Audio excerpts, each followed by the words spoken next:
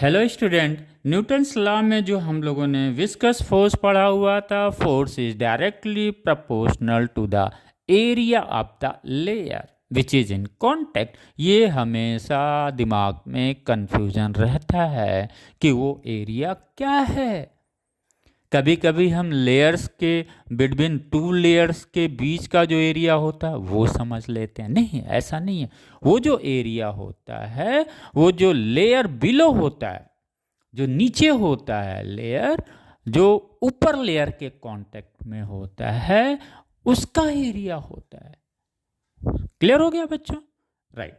फिर हमने बोला 3 डायमेंशन से इमेज ज़रूर बनाइए। ये कोई नहर है जिसके ऊपर वाटर, ये बॉटम है। नहर का क्या है? बॉटम है। ये बॉटम कैसा है? सॉलिड है। और कैसा है? हॉरिजेंटल है। इसके ऊपर वाटर फ्लो कर रहा है, राइट। तो वाटर के डिफरेंट डिफरेंट लेयर्स हैं। तो वो जैसे लेयर्स हैं, इसका उस सरफेस का कुछ एरिया होगा। यहाँ पे आया, अब वो जो फ्लो कर रहा है लिक्विड्स, उसको हमें देखना है।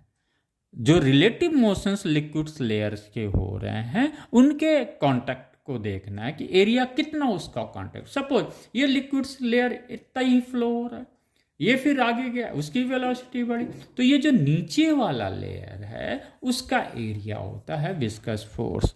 क्लियर हुआ? राइट।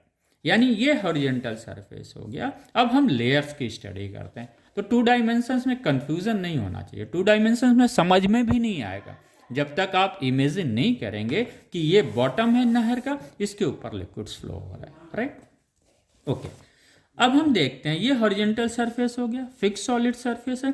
इसके जैसे जैसे हम ऊपर जाएंगे, उसकी वेलोसिटी क्या होगी? लेयर्स की बढ़ेगी। लेकिन जब हम 2 लेयर्स का, सपोज ये और इस लेयर का अगर हम कैलकुलेशन करते हैं, तो ये जो नीचे वाला लेयर होता है बच्चों, इसका एरिया जितना कांटेक्ट में होगा ऊपर वाले लेयर्स के, वही एरिया के विस्कस फोर्स डायरेक्टली प्रोपोर्शनल होगा।